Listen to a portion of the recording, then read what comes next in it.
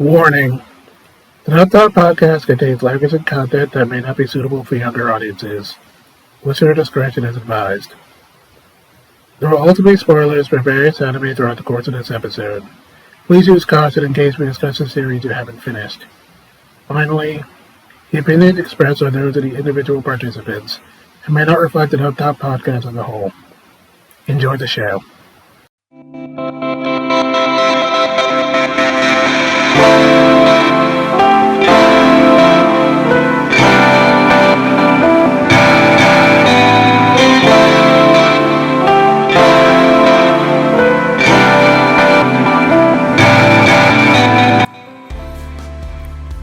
Hello and welcome to Dub Talk, where a band of magical misfits come together to talk about the latest and greatest in anime dubs. I'm Jet the Ogre, and I'm joined tonight by Andrew the Tango. Hey guys, how's it going, everybody? Pleasure to make everybody's acquaintance. Alongside our resident witch, Gigi.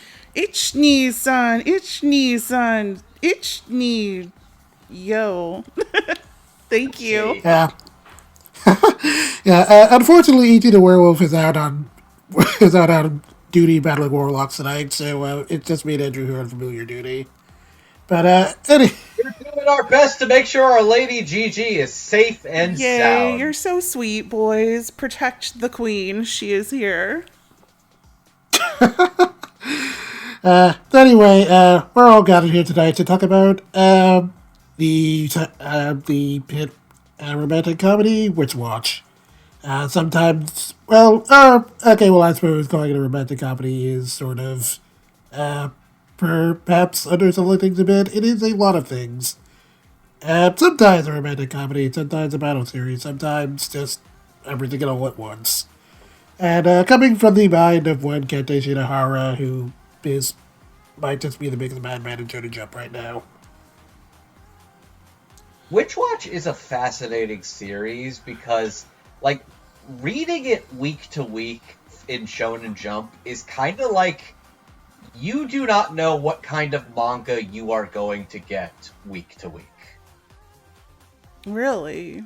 Genuinely, Gigi, it doesn't quite show in, anime episodes because they're kind of compiled together, but, when you're going through, your weekly read-along, and it's oh, this is gonna be a sad chapter.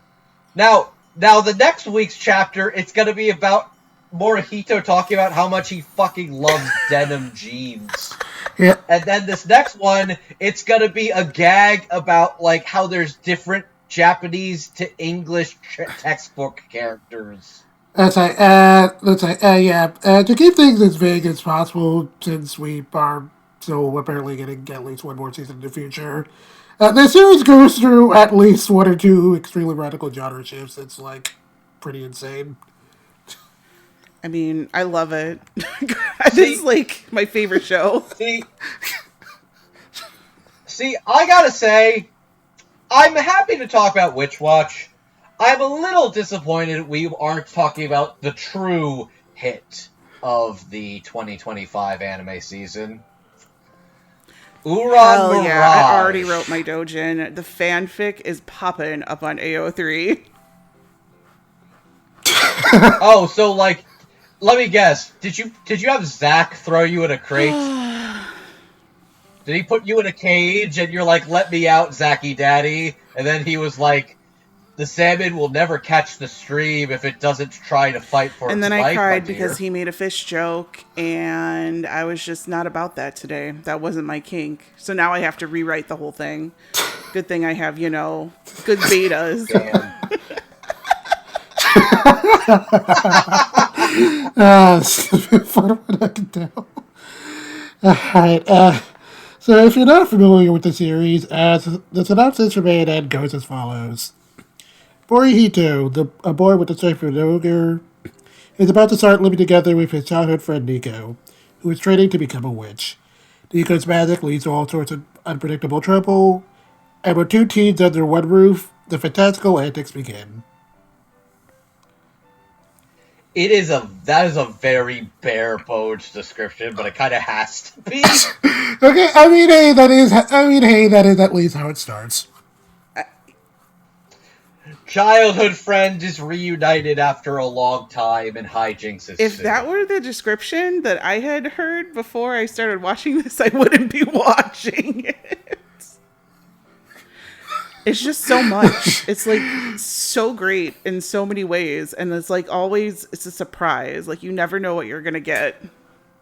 See, Gigi, I'm so happy we are in this room together because do you know how hard it is to get you to willingly watch something from Weekly Shonen Jump that you are on board for instead of being like, I mean, care. you clearly didn't listen to our last podcast where I said I was in my Shonen era, but yes, because it's really only two. I won't lie. It's this and One Piece.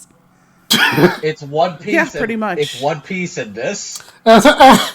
Don't worry. Don't worry. We'll make a Nintendo Witch convert at some point.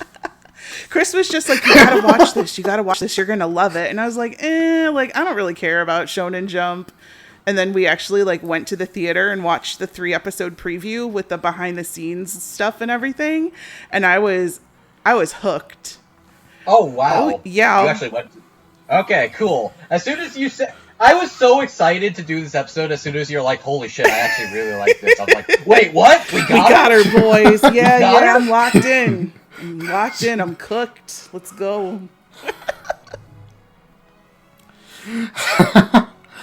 Alright, so, as always, we're here to talk about the dub for the series, and we're going to start off the discussion by talking about some of the folks behind the booth, with our ADR staff, with our voice director, and our script writers, of which we have several. So on voice direction for this dub, we have Alex Von David for the first 3 episodes, Lucian Dodge for episodes 12 and 13, while the rest of the dub is directed by Laura Stahl. And on scripts, we have Alex Von David for the first 3 episodes, Marlon Moore for episode 14, and the rest adapted by Coy Dow. Alex Von David has written and directed on such dubs as Kill la Kill, Erase, and Toradora.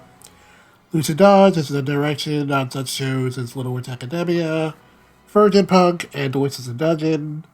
Laura Stahl has directed such dubs as Bogart Alchemist, Dropout Idle Fruit Tart, and Goodbye Don Glees. Marlon Moore has done scripts on such shows as Sirius Jaeger, Orient, and Tonikawa Open the Moon for You. And lastly, Coy Dow has done scripts on such dubs as Lupin the Third Part 6, Kuriko's Basketball, and JoJo's Bizarre Adventure of Golden Wind. So, this one's very much an interesting rotating cast for a little bit of it. Like, the vibe I could describe about the dub of Witch Watch is I get the feeling that, for better or for worse, it was not, like, the top priority project. That being said, I do kind of like the hands it landed in for the majority of the series. Because, like, Alex Von David does a good job with the first couple episodes. Lucian fills in for a couple episodes, too. But, like, the predominantly a lot of the show and the dub is handled by what I will call the power couple that is Laura Stahl and Coy Dow. I thought the first 3, I thought the first 3 episodes of the dub were pretty solid, like, direction and script-wise, and, like, Alex Von David is usually pretty good at comedies, but I was kind of surprised that, like, at least as far as the first 3 episodes go, like, I wouldn't say it wasn't punchy at all, but it was, like, maybe slightly more faithful than I'm used to for Alex Von David. And then what we got for the rest was kind of more in line with what I was expecting for this kind of dub. Oh, Coy Dow punches in some really, really delightful ways that I was not expecting. Also having to deal with the... Nope, you go ahead. I also think, like, I will say this. The fun thing about reading this week to week is realizing... So, the translators for this show on a week-to-week basis on the English version of Weekly Shonen Jump probably saw some chapters and thought, okay, today's the day I fucking end it all. because, like, there are some chapters, specifically the chapters centering around the teacher-student Dojin dynamic, where I just see the amount of translated text, and I'm like, how? How the fuck did you do this week? Witch Watch is not an easy task of a series, because it is, like, a lot of weird pop culture-y stuff, sometimes hyper-specific Japanese pop culture stuff. Sometimes it's very weird, specific word-based puns. Like, oh hey, what's the chapter this week? Okay, so we're going to take your crush and we're gonna put his essence in some bread. And he will talk and say his true feelings. Oh, did we mention he can only talk in bread puns? Go! Dude, that was awesome, though. Like, I think it's funny, well, first of all, because you think that, like, if this was kind of, like, not a priority dub. So, like, the first 3 episodes, when they were in theaters, were out way early. And I will tell you that from the parts that we saw from the behind the scenes stuff, like, they were #1 promoting this thing hard in Japan. Like, it was going hard. Like, the cast was doing a bunch of interviews, like, all that kind of stuff. And you got to learn, like, a lot of things about the production, especially of those first 3 episodes, which I do agree are very much true to the source material of the Japanese dub. But there were some things that were, like, a little harder to bring over, because the whole part in, I think, like, it's episode 2 or, like, the second half of 1, these things are broken up, like, really oddly, where Morihito is, like, saving that lady from the fire, and then they go riding off on Nico's room. Yeah. The whole thing where he's, like, drunk and, like, talking to the lady on the back was all ad-libbed in Japanese. Really? So that's yes. So the directors over there specifically gave, and then the whole thing afterwards where him and Nico are both, like, they're not really drunk. I don't remember. It was that they were feeling very light, and by light, yes, that turned that them into kind of, like, space cadet-y. Yes, and that whole part was also improvised. Hey girl, what's up? Give me your digits. It's all good. Oh my god.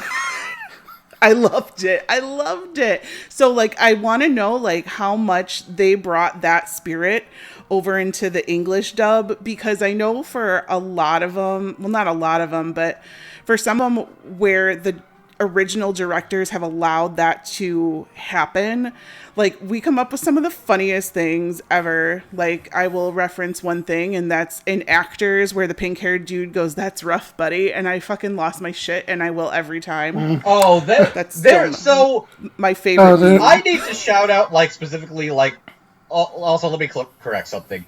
I feel like it seems wrong to say this was not a top priority. The only reason I say that is because when Witch Watch was releasing, it was kind of in the middle of, like, a bunch of real notable stuff airing around the same time. Like, the reason I assumed Alex Von David left, like, relatively early in the dub of this was probably because they got materials for the 2nd season of Dawn to Dawn around them. Oh, I see. I mean, I'm glad that this got who it got, because it definitely molded itself more towards my personal sense of humor and dub writing and dub directing, which is put in all the memes, put in all the jokes, put in all the slang. Like, that's what I like in my dub, because I like it to be very current and punchy.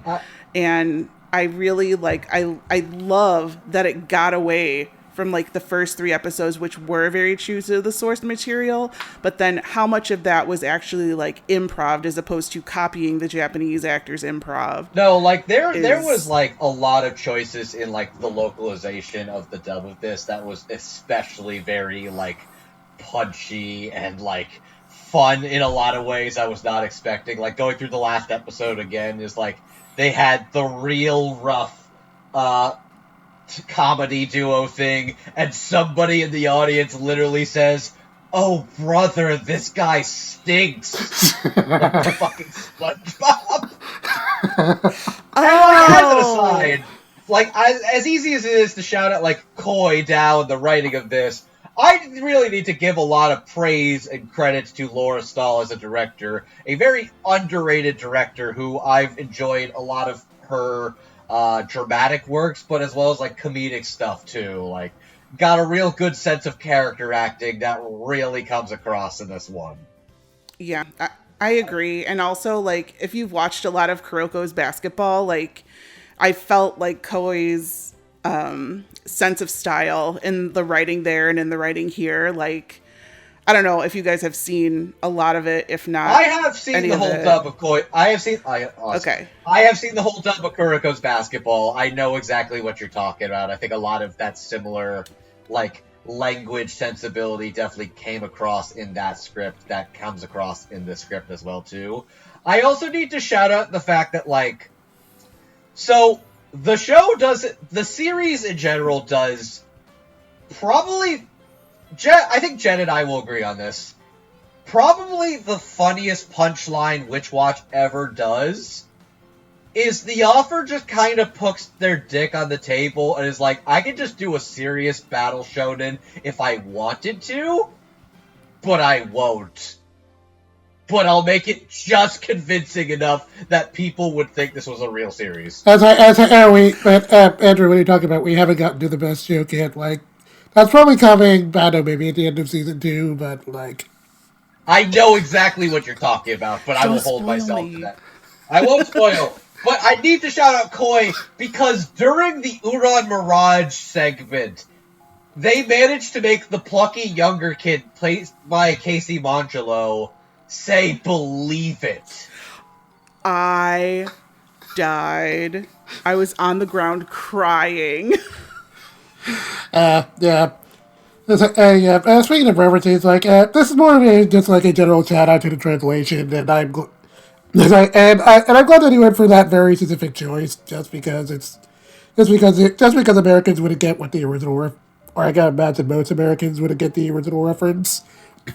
And just a bit where I think it was like in the episode 2 or 3 preview where instead of doing the actual preview like Morihito ends it with next time, Joey Wheeler will die. Yes! Yes, I did forget. They, instead of choosing Jinoichi, they went with Joey Wheeler, which I'm like, that was the correct choice! That was the correct choice. I'm happy I'm doing this episode with you two because I missed a couple of these. And I'm usually real good. I definitely missed that SpongeBob joke because I've seen SpongeBob once, but that's it. I also need to shout out the inspired choice for Keigo's YouTube videos. Konnichiwa, Keigo desu. Yeah, that was perfect. There is something about that is irreverently, like, silly in a way. Like, cause yeah, a lot of the stuff, these jokes would get lost in translation or are very, like, Japanese pop culture. And I think they keep enough of that for where it works. But, like, if it's like, you can punch it up or make it a little spicier in a way that'll make to our sensibilities, that still works. I think another one I just thought about, early on in the series, there is a reference to, like, when they're doing magical shit with the classroom, where I think they changed Junji Ito's drifting classroom into, like, the Affinity Castle, or, like, the Affinity Classroom as, like, a Demon Slayer homage. Yes, yeah, I think the Japanese version ended up doing that too, so I guess, like, the anime just decided to change that joke overall to be more current, but either way, that was probably the correct choice. Kids in Japan will understand what a Demon Slayer is and not what a Junji Ito is. Well, I know, like... Yeah, probably the... Chris has been, like, pointing out to me, like, when there's Hunter x Hunter references in the manga, and I know there was a couple in the series, too, and I guess because they're in Shonen Jump. There's one pretty... Yeah. Oh, literally, the fact that they do direct, like, in the opening, they have the Shonen Jump logo. It's like, okay, yeah, because they can't get away not doing these Shonen Jump references. They literally just show Jotaro Kujo on screen because they're talking about, like, the class president is like, you know how Jotaro Kujo's hat just kind of forms into part of his head? Yeah, it's kind of like that. Like, it's not even, like, legally distinct. They're just like, oh, no, this is just Shonen Jump. These are Shonen Jump references. Hey, man, you're in the same magazine. You got to do the references. That's all I'm saying. Copyright be damned. Like, let's go. Good comments yeah. otherwise normally, but sure.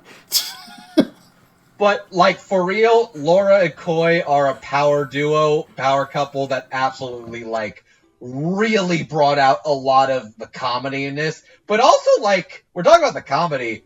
When it wants to be genuinely serious, like, whether it's action or drama, like, it genuinely does get to be real good at that, too. There's some really impressive performances throughout the course of this.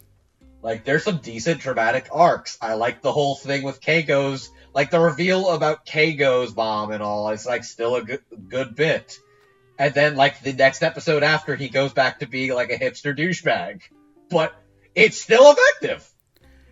Yeah, I definitely cried a couple of times. And then, like, during the back half with the Keigo episodes, I was like, oh my. Oh, you know the one that first got me? The one that first got me was Dear Kana. Yeah, that was a pretty good one. So, Gigi, I know it might be a little bit. It's the one where, like, their friend had, like, a letter that was ripped up by her dad. Oh, yeah, I remember. Okay. Because it's like, yeah, I don't want, like, I think it's that my dad was my stepdad and he didn't want me to find out. And it's like, no. My mom was my stepmom, but she loved me as her own anyways. And it's like, oh, fuck, damn it. Oh, genuinely. That's why Witch Watch is unbelievable, because it is week to week one of the most unpredictable series. Like, it's a little lightened, like, in the anime, because there's, like, 3 or 4 chapters in, like, one episode at a given time. I feel like, I don't know, you guys correct me if I'm out of place here, but I feel that, like, it didn't get a lot of stateside, like, promotion or, like, no, I didn't feel like a lot of people were talking about it. Like, I literally felt I was the only person I think it was actually promoted to a pretty decent degree. Like, it was actually on multiple platforms, which shocked me. I was surprised about, too. There's a lot of places you could watch this. Like, you got Netflix and Crunchyroll and stuff. Like, so it's very interesting in that this was a show that I think, like, the Japanese licensor, MBS, was, like, doing a good job promoting, because they got it a dub, they got it in theaters, they got it on multiple platforms. I'm like, I think it's also just, Witch Watch is a cool show, but it also is a weird show to sell to somebody. It's like, how do I describe this? Gigi, you were saying if you read the synopsis, you would not watch this show. I think you're on to something. I think Witch Watch is easier to just put on in front of somebody than to try and explain to somebody why they should check this out. Yeah, I mean, you had me at Witch, you had me at Werewolf, and there's a vampire and a cat girl, and I was like, in.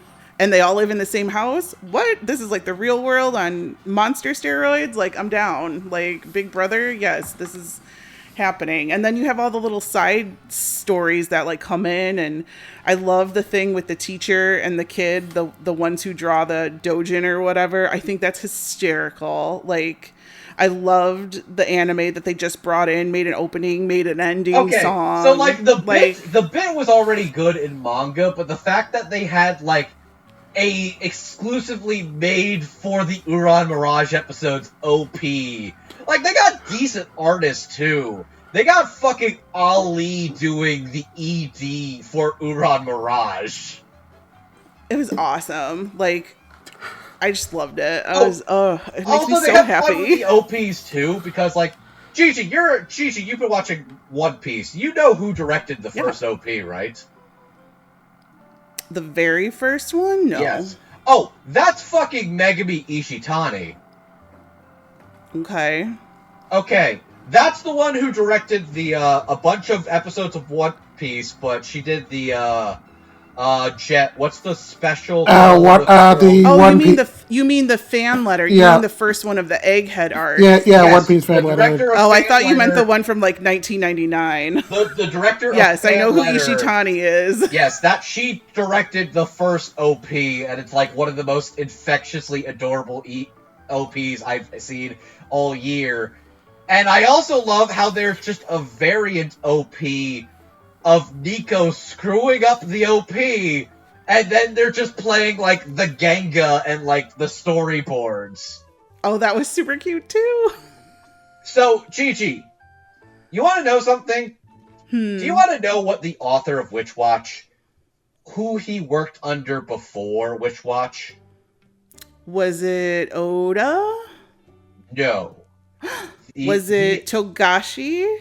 Not Togashi. You're on a similar track. Was it Naoko Takeuchi? No, that is... Okay. Okay. Gintama. The author of this worked under the author of Gintama. Okay, everything tracks now. This is like the way better Gintama. Damn, spicy, but alright, I see. It's Gintama for girls. Think about it. Fuck, you might actually be onto something. Okay, you might actually be onto something there. Shit. It's Twilight. It's like Gintama mixed with Twilight. This is what we're here for. I mean, we are going to be making reverse harem jokes at least a couple of times tonight, so... At least a couple. But I love the directing and the writing. Like, even the first 3 episodes, like, I like that it was more... like towards the actual you guys know what I'm saying, but I liked it all. But like, I feel like even when it is like loyal to the material or something, there's just something about the vocal deliveries of all of these characters that cracks me up. Like, even a lot of the characters that are like being very cutesy and moe, they'll have like a line delivery or two that like cracks my shit up because I wasn't expecting it. I'm like, oh my god. Oh my god. And the casting was on point. Like, spoiler, you're not going to hear any bad shit from me this episode, so. And that's surprising, because Gigi, you love to talk shit. I do love to talk shit, and I love to, like, say something that sometimes I don't care for, but we're all on the happy side with Witch Watch. So we think you should watch this witch. If you wanted our opinions, you should watch this witch. Yep. And if you want more of our thoughts on the dub and so, watch more of us. Yep. And speaking of watching that witch, it's time to finally start getting into some of our cast members. So for our first section, we're going to be talking about basically just some of Nico's schoolmates and acquaintances with Karaminami, Ukami Yoshino, Yuri Makawa, and Teruyu Kiyomiya. Okay, as I get into these characters, Kara is a girl from Nico's class who befriends her and ends up later adopting a Shikigami when Nico accidentally brings one to life. Kukumi is another girl from Nico's class who's a big otaku and likes to post her art online. Miss Makawa is our homeroom teacher who's a closet otaku and ends up becoming friends with Kukumi after she gets outed. And finally, Teruyu is the student council president at their school who's obsessed with doing that one cool anime pose where someone holds their cap really tight and keeps trying to recruit more Hijinks to join the student council. And on that note, we're not talking about the rest of the student council because A, that would take too long, and B, like, there's honestly really not that much to talk about with the others. The biggest thing about the student council is the joke that they are all tropes. They are all hyper-specific tropes, but if you did want to give a quick shout-out to, like, because they did get like unique people to play them. Like I definitely wanted to shout out the fact that like the plucky like kids show protagonist hacker boy is fucking Sarah Natacheni. I thought that was an inspired one. Yeah, okay, yeah, that was a pretty good bit. But yeah, the student council, they all got like weird personalities. They all got fun lines. I need to shout out fucking Andrew Russell's Psycho, who has to say the line, "There are two wolves inside of me and both of them want to do stabbies." Think Danganronpa, but less violent. Alright. So getting into who plays these characters. For Karaminami, we have Erica Mendez. For Kukumi Yoshida, we have Zanfi Win. For Yuri Mako, we have Rosie Okamura. And for Teruya Kiyomiya, we have Howard Wang. Erica Mendez has played such characters as Gun Freaks and Hunter x Hunter, Sailor Uranus and Sailor Moon, and Ryuka Monto in Kill la Kill. Zanfi Win has played such characters as Shinatsu Kano in Blue Box, Fina and Kuma Kuma Bear, and Haru Okamura in Persona 5 the Animation. Rosie Okamura, funny enough, only has one other anime credit, that being Aoi Sakamoto Sakamoto Days. And Howard Wang has played such characters as Tsukapase in Goblin Kamui, Kakushi Goto in Kakushi Goto, and Louis Saves Moriarty in Moriarty the Patriot. Gigi, I have a personal question for you. How personal are we getting? How much did the sensei call your ass out? A lot. She was basically... Yeah, because I can't draw, but I can write. And I'm trying to hide my otaku-ness every day. So I would say like about 98%. Like, the closest way I can describe the dynamic between Yuri and Kukumi is that it's... You know what it is? It's being an older person online being friends with somebody on Discord who's younger than you. Are you saying that I'm old? Yeah, definitely that. What I'm saying is you're vintage. Are you saying that I'm going to cancel you again? No, I'm saying you taste better with age. That's what I'm saying. Oh shit, I am gonna get canceled. Oh no! Fuck! Oh no! Yeah, except this time it's by the audience.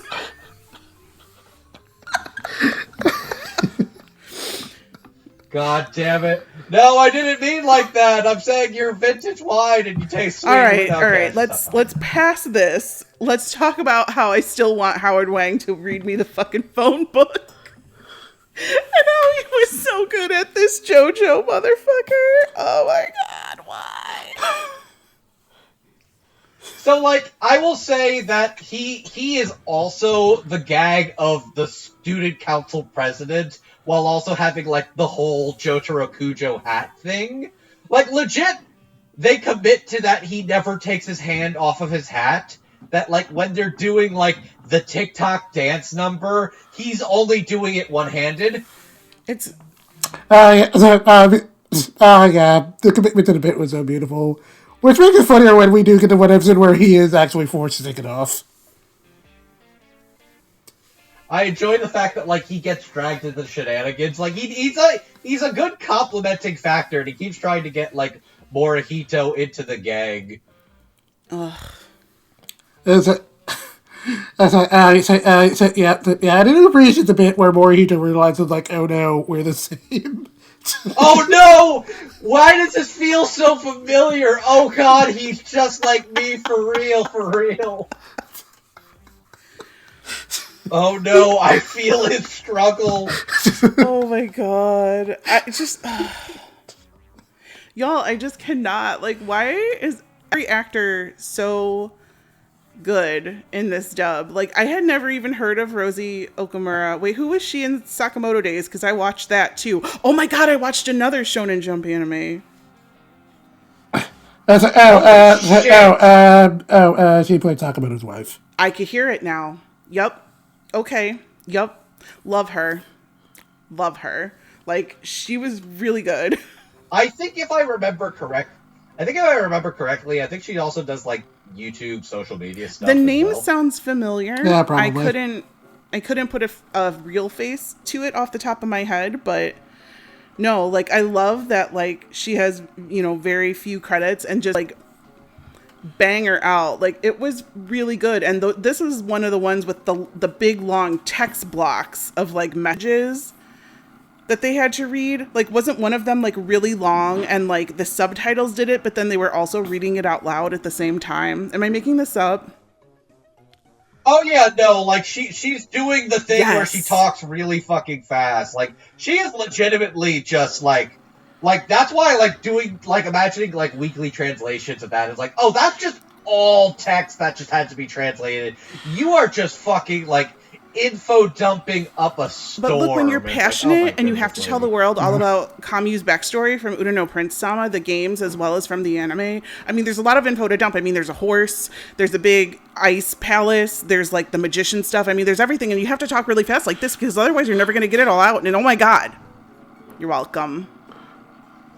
I feel like Kenta Shinohara understands, genuinely understands how a person with hyper-specific fixations interacts with the world around them. It's hard. It's a hard knock life for us. Like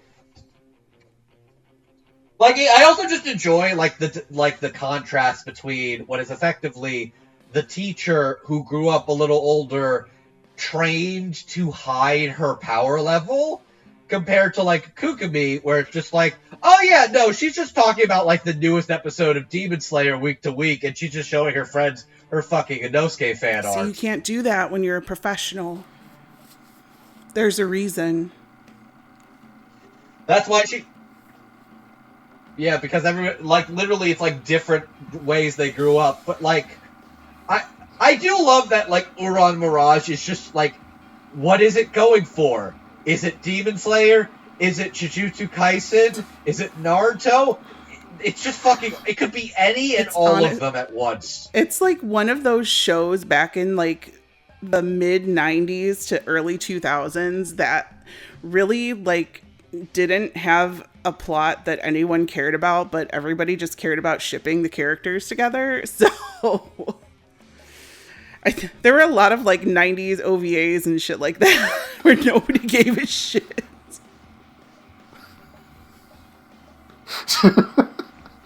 But yeah, no, it's a good little thing. But yeah, I will shout out that I think I didn't really like Howard Wang as like the student council prez. He does like a good job bouncing off of Morihito and the gang as well. But yeah, I think the biggest surprise to me is definitely how much I really liked Rosie Okumura as Yuri Makawa. She is really funny, and she has some real solid like deliveries as well when she's just yapping her ears off, but also just being like, Yeah. sorry, did you make a friend? Oh, that's nice. That was nice. I'm an of you. adult. I can't be I'm jealous so right happy now for over you. children's having friends. Yeah, I wasn't wrote down who played the friend there, but I really appreciated that whole bit. And so just like the commitment to the band of like, is that like, what are you talking about? This girl only has to be like some dude in their 50s. Oh, I know exactly who you're talking about. That was Sarah Ann Williams as the girl who talks in like my God, cringe that was so funny, speak too. emojis. Which, like, yeah, in the manga, literally, it's like all the text bubbles are just like emojis and shit too. Like, I'll say this: the teacher was not even wrong. She was very reasonable to be like, "This sounds like a creepy 50-year-old man that's trying to get in your pants." Like, she was right. It's just, oh no, this is just a teenage girl who talks like a cringe girl because. Just because. She just wants to, and I'm not going to discount Erica Mendez either as playing Minami because she's fantastic. I especially love the little thingy on her shoulder. Oh, little bird paper like, thing. Yeah. The little Shikigami. How she literally just makes that. It's like, Kana, you're a mommy. I also just think it's like a very, like, one of the goodest bits that I genuinely was not expecting was like, oh, Kara's gonna have the genuinely dramatic storylines. Because, like, she's got the one about her mom that genuinely made me cry my eyes out.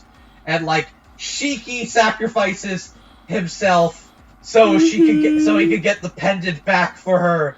Shiki! Shiki! Why are you okay? How dare you? I was crying for you! Oh, right. You're water resistant. Cool. I think that's a fun little addition of like, okay, because Kara is a nice character, but gets a little outclassed by just effectively being the most normal character in the recurring cast. Yeah, pretty much. Like, her deal is not, I'm just an ordinary high school girl. She is just kind of a girl who's like, oh, come on! What the fuck is this childhood best friend shit? How dare you? I want a boyfriend too! But also just having, like, some real good, like, dramatic stories. Like, she's got good comedy, she's got good drama. Erica Mendez is just good. She's just good. She's funny, she's got good chemistry. I say, I like pretty much everyone in this section. Erica Mendez, pretty much doing her thing. Definitely nice getting to hear her do a bit more of a comedic role, but really enjoyed her there. I also really enjoyed Rosie and Zanfie. I was like, I will say that, like, out of the entire cast, I do think, like, Rosie was maybe the one that had to grow on me the most, a little bit. Just like, I think maybe, like, the first episode or two focus on her. I thought the line reads maybe could have been, like, a little sharper, but I thought she grew into the role pretty quickly. I think she definitely grows into it, and she absolutely delivers everything that the character needs to do, both be funny and, like, very much... I think there's something nice about the fact that, like, the closet otaku thing is like, oh, these feel like real people I have met in these otaku circles. Like, oh yeah, I believe the adult teacher woman who's trying to conceal it a little, but also has, like, that dorky shit she really likes, is trying her best to hide it, while you got, like, the up-and-coming high schooler who doesn't care. Anime's cool now. Yeah, pretty much. They make a good pair, and they make a good dynamic, and I think their relationship is genuinely charming and supportive, and I do like their dynamic in the episodes with them. I also feel like while they're making the doujin, there's probably a couple of segments where it's like, oh, Shinohara Sensei, did this exact scenario happen to you? Yeah, it definitely sounds like it. Did you send a manuscript where you just lost a whole page? Did you print out a bunch of copies of books, and there's just a fucking word bubble that's missing dialogue on all of them? Like, this just feels like horror stories from an actual mangaka that he just put in a story. Yeah, that definitely feels like stuff that had to have happened at least once. Oh, 100%. Yeah, those segments are great, and I did enjoy Howard Wag and Senryu. I thought I liked the whole student council bit isn't, like, quite my favorite, but I think he's kind of got the most to do out of the bunch, and I do like his interaction with the rest of the cast. I think he's just a weird little guy, and I do enjoy the fact that it's like, okay, his student council clearly does like him. Like, we're not going to be talking about him tonight because he only really gets, like, an episode or two to do it. I want to shout out Miharu's friend. I need to remember the character's name. Miharu's friend, Rui Fujiki, who is descendant from the man who was Dr. Jekyll and Mr. Hyde, which is, wait, he wasn't real? Who cares? I'm Jekyll and Hyde. Shut up. That one was that was certainly an idea, I guess. And I wanted to shout out, I thought his actor who played him, Jonathan Ha, was really good playing Fujiki. That guy's also been having a real banger year too. We will definitely get to cover him at some point again. Also, I know I said we weren't going to talk about the other student council members, but I did want to shout out Allegra Clark as the vice president real quick, if only just because we got the line from Gachi, I'm all for girl power, but man, this is a school. I know who you're talking about. I thought that was Laura Post, actually. Wait, was that? Wait. Oh, yeah, that probably was Laura Post. Double checking. Yes, okay. Ibu, where it's she just looks like that.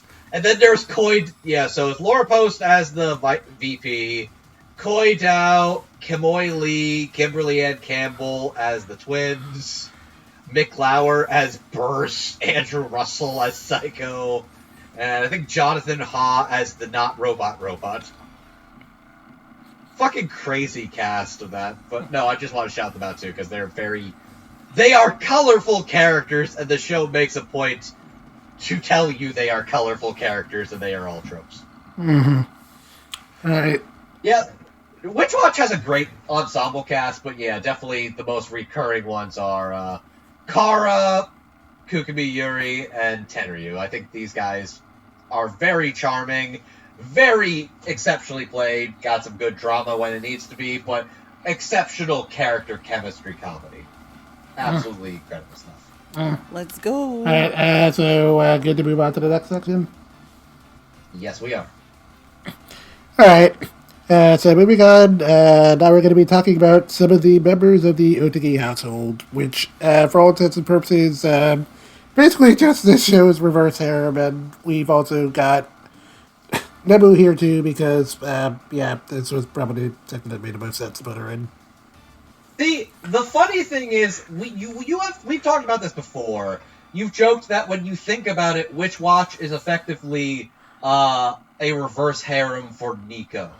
And having rewatched it again, I will say, I think you are correct. This is a reverse harem, but it isn't for Nico. It's for Nemu. Okay, I think the more accurate thing would be the reverse harem technically revolves around Nico, and I mean, just very technically. Nemu is the one who wishes he had a reverse harem. Nemu? Okay, so, this is the one section I think we might have to go, one-on-one, because each of these characters has a lot to talk about. Oh, absolutely. Yeah. Alright, so we got the member... so we got the members of the Otaki household plus Nemu, so we've got Katsu Kazumatsuri, Keigo Magami, Wolf, Miharu Kiryu, and Nemu Meow. Kanchi is a Tengu and a childhood friend of Nico's who becomes a familiar to pay out some debts. Keigo is a classmate of Morihito's who's basically the poster child for being a try-hard poser, and becomes one of Nico's familiars thanks to his alter ego, Wolf, who appears because Keigo is in fact secretly a werewolf, and between the two, Wolf is the more aggressive one. Miharu is a vampire familiar who comes from a family of exorcists and is extremely sassy. Finally, Nemu is a witch with an ex-out over who specializes in transformation magic that turns her into a cat. And she keeps trying to use this to spy on Morihito because he really wants to make him more familiar, and this just goes very, very poorly, basically all the time. Okay, Jet, before you introduce who plays these ones, I have a very important Can I first just say that I realized that Gigi here. Nemu's last name is Meow. Gigi is now.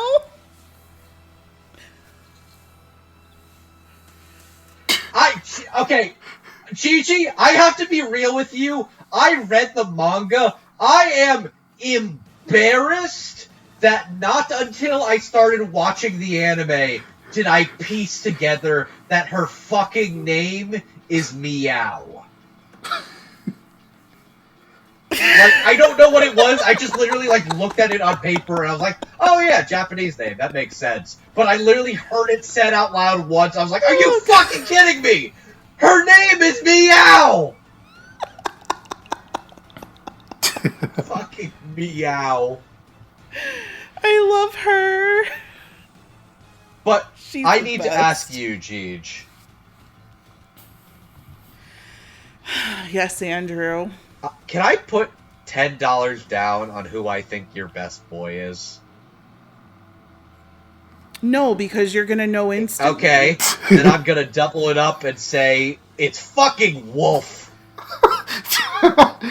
Of course it is. I have a type. knew. Jesus Christ. I'm like, oh, you are gonna fucking love Wolf.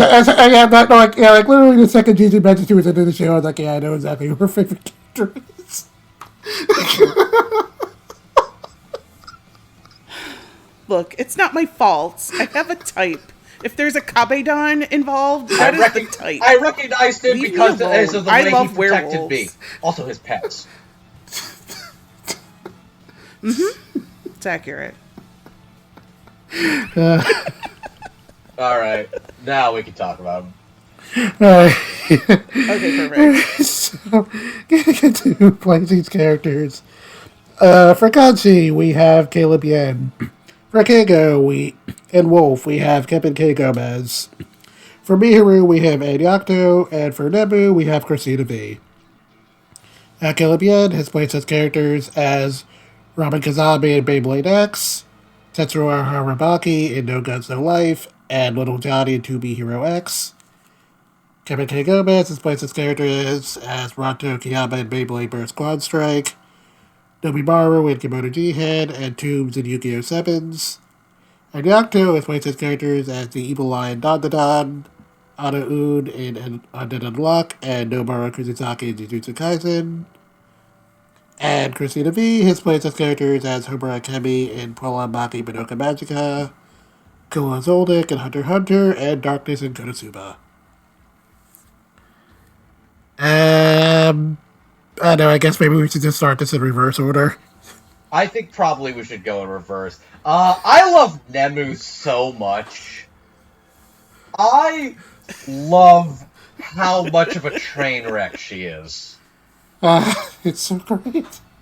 I like the fact that it's kind of a reverse of the fact that, she's not really, a princess. She's a little bit of a princess, a sheltered princess, but it's she doesn't think she's better than anybody. She doesn't act, snooty or, holier than thou.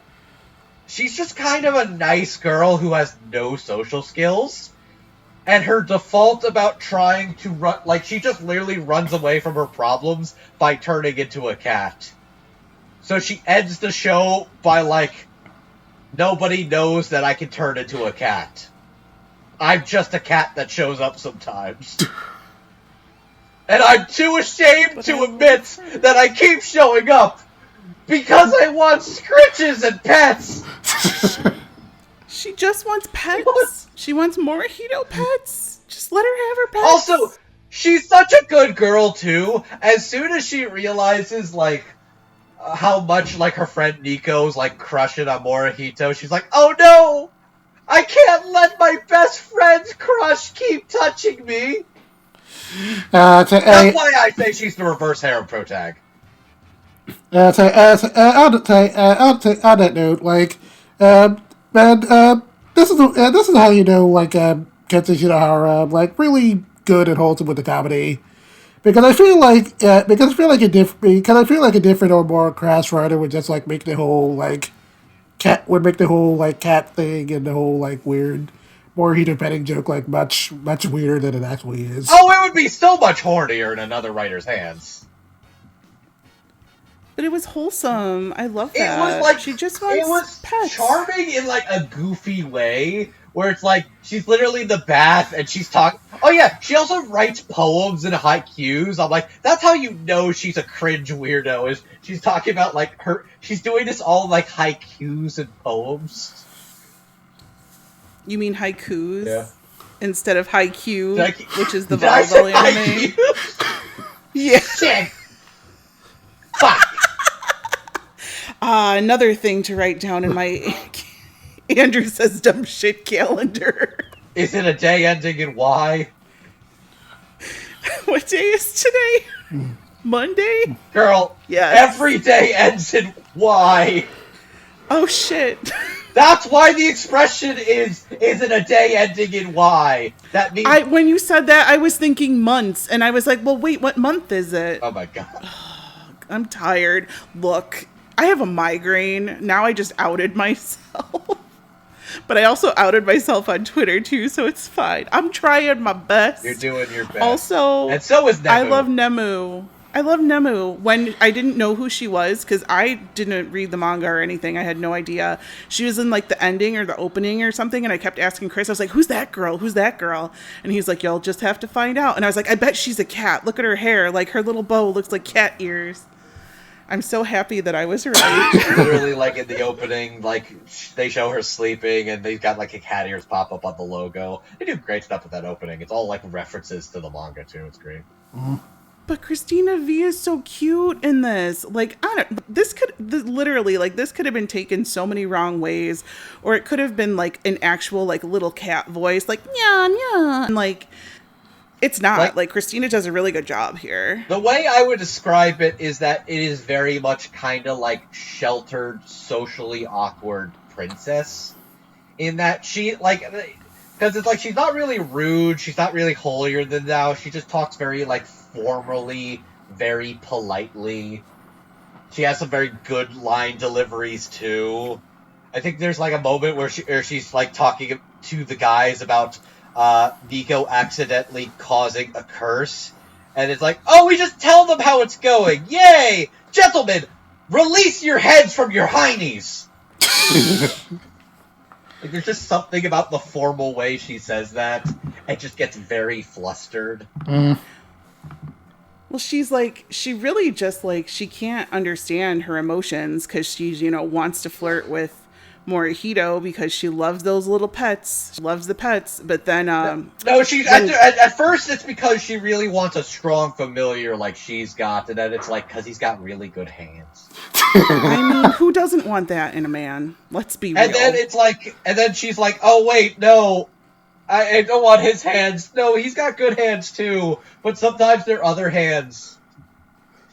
Like she's having like the vanilla romance with like the awkward guy, but then she's got the spicy romance with his alter ego. Mm-hmm. It's like the best of both worlds. Spicy stuff. You're like, yeah, I'm like, you're looking at all that, and you're like, girl, you have everything I want. Right? Like, you got the kabedons, you got wolf teeth, you got like somebody who's gonna carry you around, and then you have like the socially awkward, quiet figure skater YouTuber guy who plays video games and makes movie commentaries and... Oh, he's a fucking hipster piece of shit.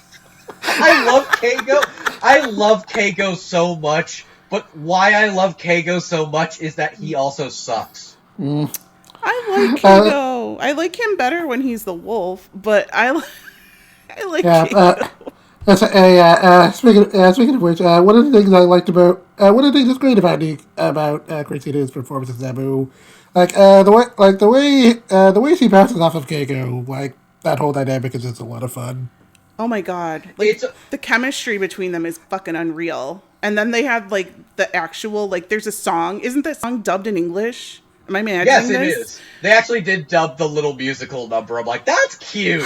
That's the Kuro Neko Theater. I was like, oh my god. She does a little she's literally like lighter than air. She's feeling bubbly because she's got like a new crush forming, and it's like, oh, she's singing a little song. That's cute. And the little shoujo ending that goes with it. Oh my god, stop! Like, the anime staff literally gives them a fucking AMV. I'm like, oh my god, it was wonderful. Yeah. But the chemistry too between like Christina and Kevin talking, like Kevin as both characters, which I learned something recently.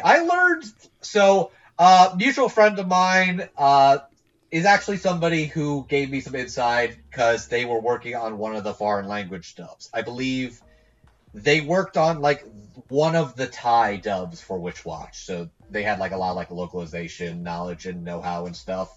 I think it sounded like in most language dubs, there were 2 different actors that played Keigo and played Wolf.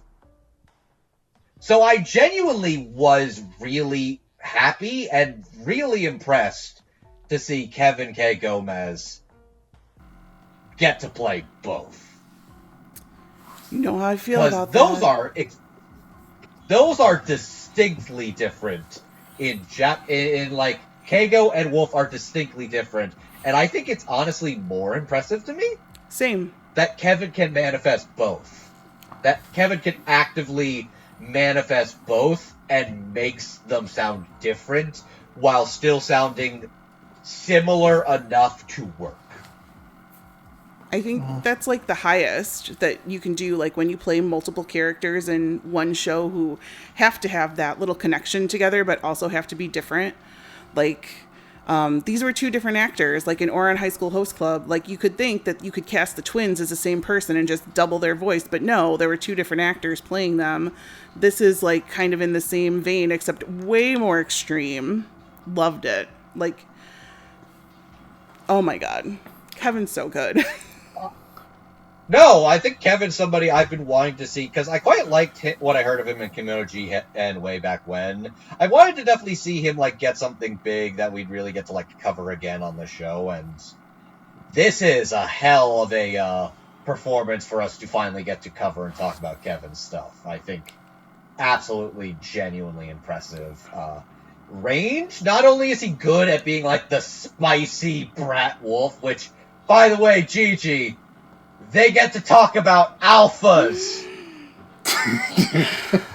They literally get to talk about the fact that Morihito is the alpha who beat him, so now he respects him, and now like is like, that's that's probably the thing I appreciate the most with Wolf, because like I feel like with almost any of the kind of shows there would be the temptation to, kind of keep him as like the serious bad boy, like he always has to be the edgy one. Like, you have to take him seriously at all times. But no, they let him be the butt of the joke sometimes. I love the fact that he's like, hey, thanks for letting me out. But he, like, teases Nemu because he kind of recognizes, like, Nemu might be crushing on his other half. It's like, I see. You should tell him how you really feel next time. All right, peace. I'm going to go spend money on his debit card. Excellent. I love it. I love the separation and the connection, and oh my god, it's just so good. I like the fact that one is an insufferable fuckboy and one of them is an insufferable hipster. It must. Poor Keiko. It must be just really awkward somehow being in a love triangle with yourself. It really must be awkward being in a love triangle with yourself. Oh my god, that was so good. I never thought about that. Oh my god, I love it. Are you friend-zoning yourself, or are you cucking yourself? The world may never know. I want more Wolfie. Who gets to sit in the cuck chair?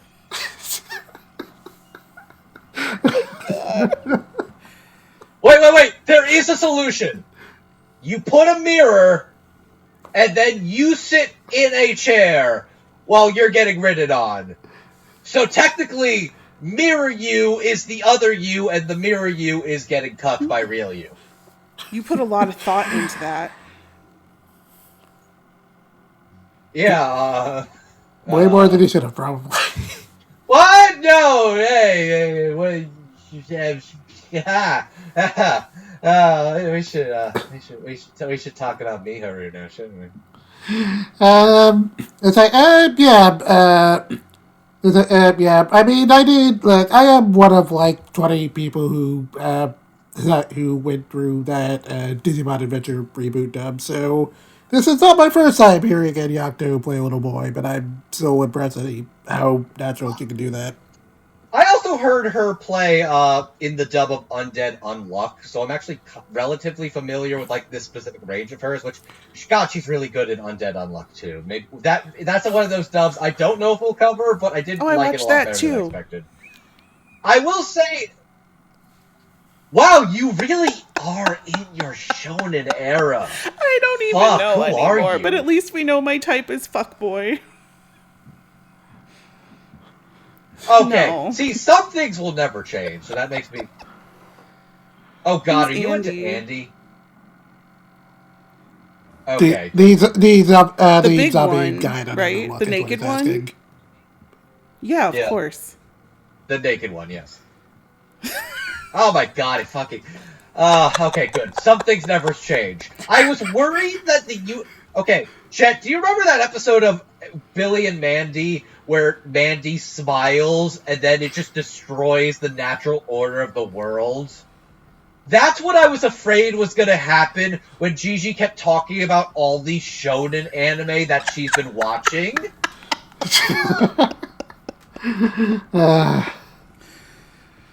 Like, I'm so afraid you're gonna tell me that you're caught up I'm like on My 4 Hero seasons behind Academia, on that and I one. think, like, Don't spoil me. Okay, good. Okay, there's some balance. There's some balance. safe. Good. Okay. I was scared. We're good. I was We're really good. Everything scared is there. all right. Okay. I didn't realize that Miharu was played Anyways, by Ann Yako. I didn't realize that it wasn't a boy. So good job, Anne. No, I like that. So I need to shout out, like, specifically the performance Anne gives for Miharu, because it's like if Astro Boy was a shithead. There's something about the way Anne plays Miharu where it's like an actual, like, child-friendly mascot. Like, Ann Yako sounds like a combination of, like... It's like a combination of Astro Boy and, Jimmy Neutron? Yeah, I can hear a little bit of both. It's not quite that same tone as Bibury, but it is close. I was gonna say, there is something similar to me in the performance that reminds me, not necessarily of Jimmy Neutron, but that's just the actress I thought of. And if anything, it reminds me closer to Debbie's performance of Zatch Bell. Okay, yeah, I can definitely hear some similarities there. Like, there's just something about that, gee willikers or something, or like, golly gee, I sure don't hope I don't have to cut a bitch today. It's like, that's the kind of, like, line delivery we're working with. The sass here is so good. Oh, the sass from Miharu is so good. Which, God, the sass is so good. I think I remember fucking Conchi's like, what's with the sass, Mr. Sassafras? I mean, if you can't have like a super hot vampire, like we've reserved that for the wolf, I think it's okay to have a sassy little blonde Shota vampire. Like, it's fine. Like, He's a good little lad. He's a good little boy. He's just a sassy I'm little down for brat. it. Like, she's great. Like, I was not like. He's not in season 1, so I went into season 2, and I'm like waiting for the vampire, and I still didn't get it when I watched the opening. I was like, there's gotta be one. And then at first I was kind of disappointed. I was like, oh, he's just a baby. But then he was a funny baby, and it was okay, and he just wants a friend, so everything is all right. And Anne is just phenomenal as him, honestly. Yeah, look, he gets a Jekyll and Hyde boyfriend anyways. He can suck off either way, so it's fine. Be wholesome. Witch Watch is wholesome. So cute. I will say, I think I would not say wholesome, but I think there is definitely something about the way where it's like, I genuinely think I could recommend this series to, like, a teenage audience with relative little reservation. Like, they put on swimsuits at one point, and it's, like, relatively, like, yeah, no, I can believe that these are, like, teenagers wearing swimsuits, and it's just a thing. I don't know, like, I could actually recommend this to, like, a teenage audience, and, like, yeah, no, I can see that. Yeah. I feel like the best way to describe this is like, okay, yeah. I feel like this is written by an adult who like actually, who I guess is around teenagers enough to like actually understand like internet culture and whatnot, as opposed to like an adult who's just sort of like I don't know, making guesses and stuff. The vibe I would say is I do not know if Kenta Shinohara is a parent, but I could believe they're a parent. I would need to double check this, but like, if memory serves, I think, like, I do think I recall hearing something about like how he actually wrote this series partially for his daughter to enjoy. In which case, See, I think that would check out. believe that. I definitely believe that Gintama for girls. 100%. See, got the Twilight in there. Like, we're living our best lives. Okay. I think the fact that, like, I could believe that this is, like, a genuine parent who is dealing with, like, kids, or it's like, I believe that I believe that 100%. As an aside, the craziest fun fact I have for you, Gigi, that I believe you do not know is, isn't his brother-in-law also another mangaka? Oh yes. Tell me, Gigi. Are you familiar with the franchise To Love Fruit? Fortunately or unfortunately, I am. So yeah, the offer of Witch Watch, brother-in-law of that guy. And they're so different. They're so different. I mean, you could tell that he made a tribute to his brother by putting a black cat in his manga. He also wrote Black Cat. That's what I'm joking. I'm writing it down in my notebook at 8:44 p.m. Central Time. Canceling Andrew over bad jokes again. Nothing. That sounds about right, but no, I think there's just something about Miharu, like you're right, that he's a very little sassy baby, where he's just very funny and matter-of-fact and frank, in a way that you can tell he gets in trouble because of how frank and bold he is. Mm. But it's a great dynamic. He's got great chemistry with everybody else in the group, especially, like, the butt of the joke, who is... Yeah, no, I really like Ann Yako. But I think I know who my favorite performance of the dub is. Caleb Yen as Kanshi Kazumatsuri is probably one of the funniest performances I've heard all fucking year. He's great. It's like... What if the best friend character in every, like, visual novel was also the gay bestie of the girl at the same time? Like, he's like Morihito's, like, best friend. He's like, why can't I get a girl? Or yada yada yada. He's like Sunohara to, like, Tomoyo Okazaki. If that makes sense. But, like, he's also Nico's, like, gay bestie, too? At the same time? Oh, yeah, he's just a bro, which is, you know what, that's actually refreshing. There is something, if, like, I feel that the dub punch-ups benefit Kanshi the most because of how much of his comedy it's just absurd commentary and reactions. Or just being matter-of-fact, being like, bro, your content sucks! I mean, you're not wrong. I think he's also the one that pulls out the "That's rough, buddy" during that episode. That's my favorite! That's rough, buddy! Yeah, I think my favorite bit with him was just the episode where he had to do, like, a whole bunch of such random jobs. Oh, the fucking Sentai show. The Sentai show was great. Yeah, I especially just love the punchline for that one. Like, oh, you get this super wholesome ending where he's like helping out a dad, where he's helping out a dad, like inspire his son. It's like really sweet, and like anything, and he like squares off his debt with Morihito, so he think everything's fine, and then it's like it cuts to the next month. He's just using him as an ornament.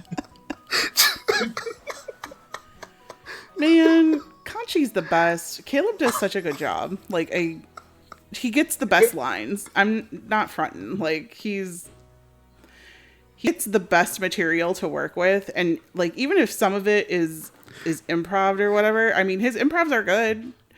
I don't know. I really like Kanchi. I like his little red eyeliner. It makes me happy. I was like, oh, you're like a little sort of emo My Chemical Romance, except you're not Keigo, and people like you, so it's fine. I don't know. I like him. My favorite episode with him, I think, is the one where him and Nico have a YouTube channel.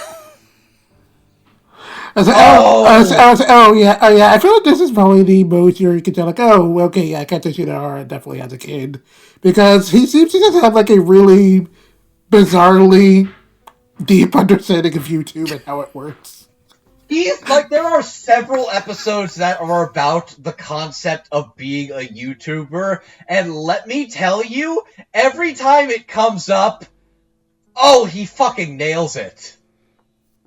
From we have to make game commentary reactions to kind of keep reacting, to let's hop on this brand new trend, to okay, let's do YouTube, but we're all girls now,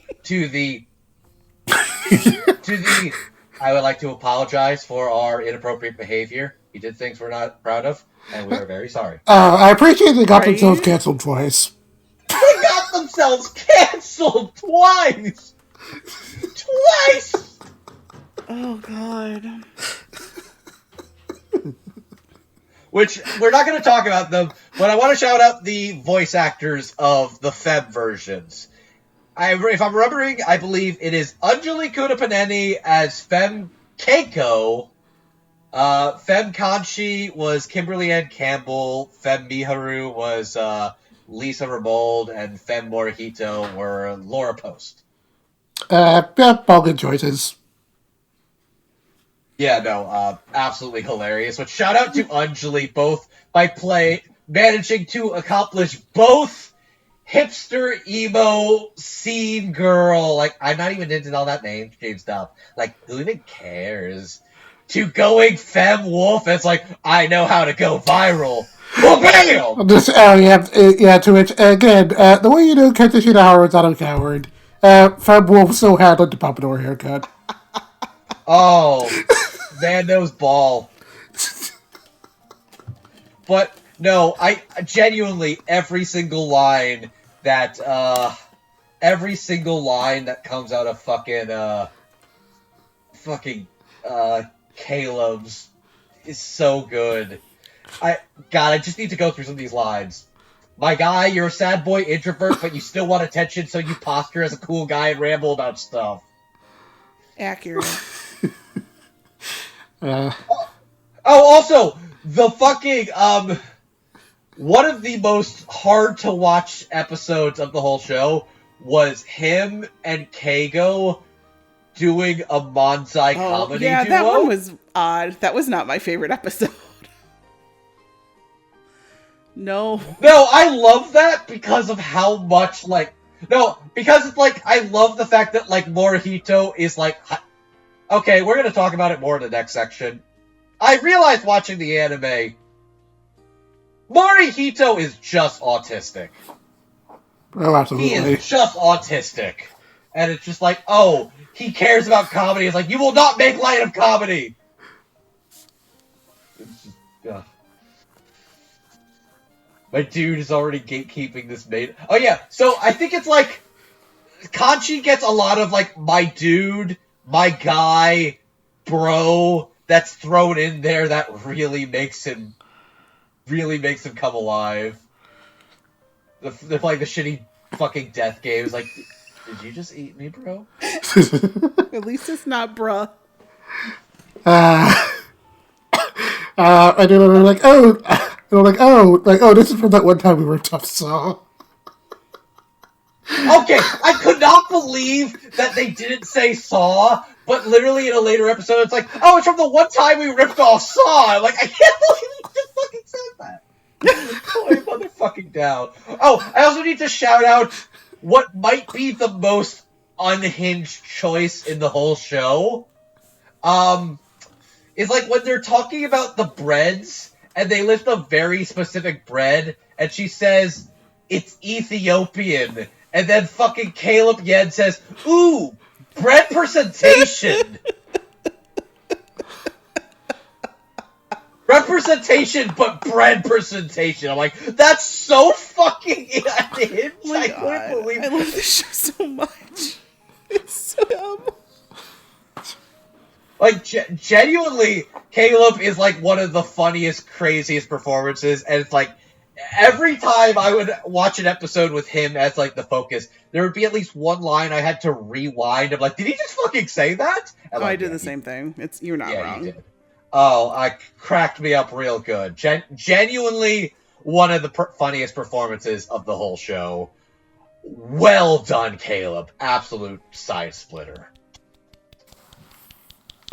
Yeah, but really definitely a good thing to say about his performances. Really consistently funny across the board.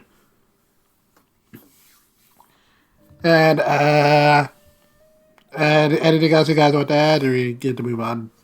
I have said my piece. I love this little crow boy. I think he's an idiot. I think he sucks, but I love him. I love this little shithead so much. It's like, oh man, I just realized we didn't talk about one of the actual mascotty episodes. The whole like time distortion thing. Oh, yeah. Oh God, I forgot about that was okay. That was just a Junji Ito story. Everything about him trapped in time, I'm like, this is just a Junji Ito saga tale. And it's like, it's so sad. It was so sad. I can't hear what you're saying. I'm just bored and stuck. I'm like, that sucks so much. It's genuinely like a roller coaster start to finish. It's like he would just come down and he would leave quickly. He met me at the door. I got him some new underwear. He grabbed me by the shoulder. He cried, and then he was gone. And that's just a fucking Junji Ito story, straight up. So good. Alright. I guess we're good to move on to our final section. Okie doke. So for our final two characters of the evening, we have our leads with Nico Rakatsuki and Morihito Otake. Nico is a young witch who's a bit of a klutz when it comes to using magic and has a big crush on Morihito. And Morihito is an ogre who gets roped into becoming Nico's familiar and is basically just everyone's mom. Just the absolute mom friend. Poor guy. He is the guy that is keeping everybody together, but he's doing his best. So, like, I love these two so much. I think there's something genuinely charming about their relationship in, like, really sweet ways. But it's like, even if it's, like, not romantic, it's like there is so much care and respect for each other that they got each other's backs no matter what. And I think it's really cool. Mm-hmm. Also, yes, I ship it like FedEx. Mm-hmm. So we're going to get to who plays these characters. For Nico Rakatsuki, we have Lily Pichu, and for Morihito Otake, we have Stephen Fu. Stephen Fu is played his characters as Auntie in Assassin's Creed Band, Ryo Saiba in City Hunter Suzuku Prime and Eyes, and Noah Archivist in The Case of Humanitas. And Lily Pichu has played his characters as Megami in Cardfight Vanguard Divines, Love Cute in Mashle, Magic and Muscles, and Yoshi in Don't Me Miss Nakatora the Second Attack. But let's be real, y'all. y'all probably know Lily Beachy for always streaming. Oh yeah, no, she's like legitimately like a big like streamer and like content creator, fighting game. Like there's a lot of discourse about her, but like no, she's good. She does great songs. She does great streams. Like, and guess what? She's a pretty damn good voice actor too. Fancy that. Like, no, credit where it's due. Like, I've liked Lily in the stuff I've heard her in, and I think she's pretty funny. This is definitely, like, the biggest anime role of hers we've gotten to cover to date. And, like, oh, it's perfect. It's genuinely perfect for Nico. Because it's this warm, bubbly girl that's, like, kind of awkward, kind of ditzy, trying her best. But also, she's got the great comedic chops to, like, make, like, the quiet line, like, the dry line deliveries, or, like, the surprise switch up in voice, like, really work. Like, I think the moment where it really clicked for me, where it's like, I really like her, is, like, early on in the show. It's like, oh my god, he's gonna confess to me! Oh my god, this is the moment! Oh my god, this is finally happening! Nico, do it, I'm ready. Like, she's like, do it, I'm ready. I'm like, oh my god. She's really funny, and she gets unbelievable chemistry with everybody in the cast, but she's got some real good line reads, and, like, she gets some real funny line reads, too. Oh, I forgot my fucking favorite line from Keigo was, when they're talking about the death game, and it's like, I call it Ouroboros. It's like, oh yeah? This game smells like Aura butt cheeks?